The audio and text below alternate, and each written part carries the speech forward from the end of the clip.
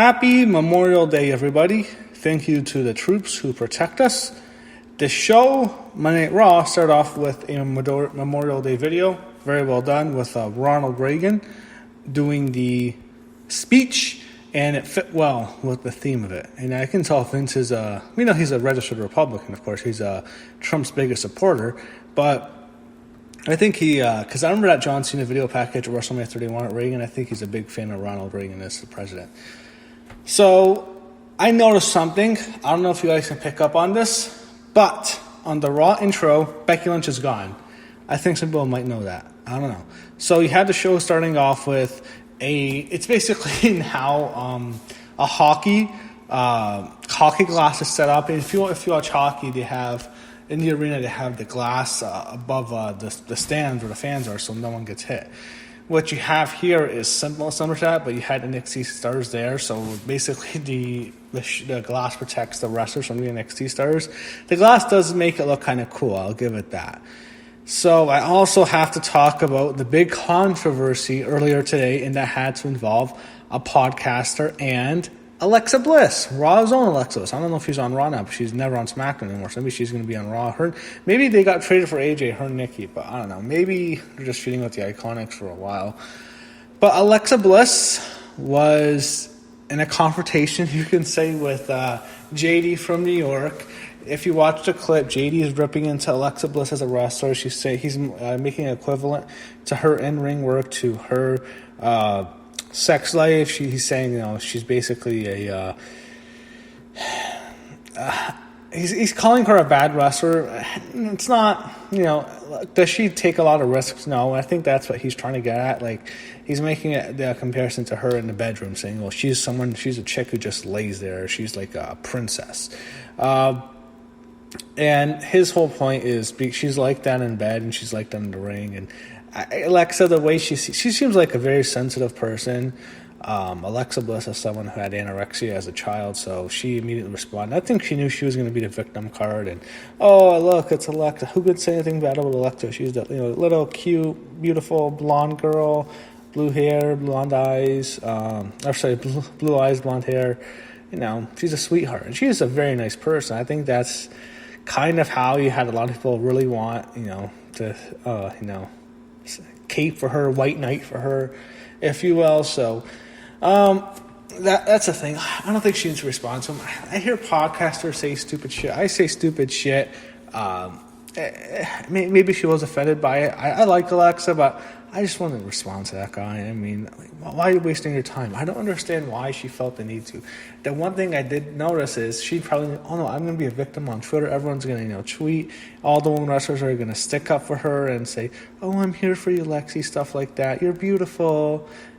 I kind of felt, it reminded me of a way when, this wasn't as bad when Peyton Royce responded to Dave Meltzer a couple years ago when he called her fat. And, she got all the support. I think Alexa probably knew she was going to get that. And also coming off the heels of the Hana Kimura suicide. But from what I've heard, it hasn't had much to do with that, though. I heard that it wasn't really much about the reality show. It could be other factors from what I've heard. But anyway, let's get to Raw finally. You had the KO show. I don't care. I'm going to go quick through it. I don't care what happened. Apollo Cruz won the U.S. title. He beat Andrade. Andrade had Zelina Vega with him. So Zelina's faction's kind of falling apart now. Apollo Cruz is the new U.S. champ. It's fine. It's not going to matter. Apollo Cruz isn't going anywhere anyway, so I don't see the big problem, and neither was Andrade. And maybe Andrade gets a main event push, but he's likely just going to be thrown down the card. But he's lucky he's dating Charlotte. She can find a spot for him on the card. So Charlie Cruz interviews Apollo Cruz, and it seemed like he was going to turn heel the way he was starting. I was like, good, let him turn heel. It was almost like he was making the Michael Jordan Hall of Fame speech. He's saying, well, they always doubted me, and, I'm sticking it to them and screw them. I thought that's what he was going to do, but he really he decided not to. It was fine. I don't know. I think they can give him a good run as a heel. He had the Seth Rollins promo. I hate Seth. I think he's just awful. It's a stupid Jesus gimmick. He had Charlie Cruz interview Charlotte Flair. She praises herself, and she says she rips into Asuka, and Asuka can't beat her. So that's true. I mean, hey, Next, you have an Iconics promo. You have Peyton Royce apologize to Billie Kay. Well, I mean, she lost the match for her team, but, Billie Kay is the one who slapped Peyton Royce backstage. Billie apologized to Peyton for slapping her, says they come so far together and they want to be champs. And they rip into Alexa and Nikki, and I thought Nikki Cross was unbearable. Nikki Cross, I think she hurts Alexa Bliss now. And Nikki Cross is just horrendous. She's fucking awful. Why does they have to put Alexa Bliss with her? I know it's that whole, the beauty, the beautiful girl, and like her friend in high school was shy, stuff like that. That's how I think of it.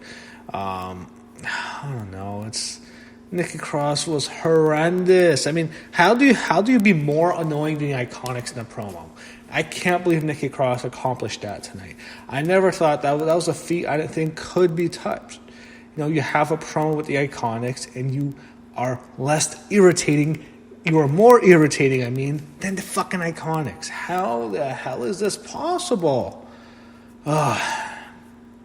Alexa and Nikki get into it with the Iconics, eventually fight, but the Iconics get the upper hand. They give Nikki, they throw Alexa shorter first into the post like they did last week. They give Nikki Cross their new double team finisher, so sets up probably a rematch. I assume the Iconics, maybe they get the belt, and just move Nikki to Raw or leave Alexa on SmackDown. That's what I would do. Or you can move Alexa to SmackDown or to Raw, or Nikki, just split them up. They're an awful team. They've had their run. It was fine at first. Nikki Cross was just awful now. He had Lana approach MVP in the back, and she wants him. So yeah, it's just tribute to, just a rib on Rusev. Now he's fired. They are a tribute graphic for Gaspard, and we go to his friend MVP. Remember that video a year ago after Kofi Kingston won the title at WrestleMania last year? You saw MVP and Shad Gaspard react to it, and they hug in a bar or something in New York during the match. I felt bad for MVP here. And I also feel really bad for JTG. I know him and Shad were really close. And, of course, Shad's family. So, rest in peace, Shad. MVP. I'm sorry. I'm going to skip. I don't care. I'm sorry. You had Angel Garza go over Kevin Owens, which is a surprise. This is the biggest wins of Garza's career. I don't know why he's beating Kevin Owens, but he did. Owens is back now, finally. Sami Zayn's not back, and hopefully Sami Zayn doesn't come back. The stupid Viking Raiders Street Profits is the worst fucking shit. Oh, God, I'm going to skip through this. It's just, so fucking bad. Stupid Lana MVP last stuff. Don't care about this shit. Murphy and Austin Theory beat Humberto and Aleister Black. Not really much of a match. Didn't care. He had an Edge sit-down promo. This was finally good. He did well here. He sells the match, and I hate the fact that they're actually going to call this the greatest wrestling match of all time. What was it called? The greatest wrestling match ever? Something like that. I think that's what they're going to call it. So, it's going to be okay. They'll have a good match. I'm sure they're going to be really motivated as shit. They're calling this the best match. We have to have a great match. They'll have a good match. Watch. They're both going to work hard. They'll have a good match. But just the fact that they're actually selling it like this. Edge and Randy Orton. I remember a match they had in Detroit. Randy Orton setting up for an RKO, and he hits the ring, and he punches the ring, and that's the image I have, and they have that awful match at WrestleMania. It's a horrible last man standing match. One of the worst last man standing matches of all time. I hated that match with passion, so don't care. You have a triple threat match. You have Nia Jax and Natalya against Charlotte Flair. We're going with Nia Jax. I have to watch Nia Jax in a fucking wrestling match in a fucking title. She's so... fuck. She's awful. She's so bad.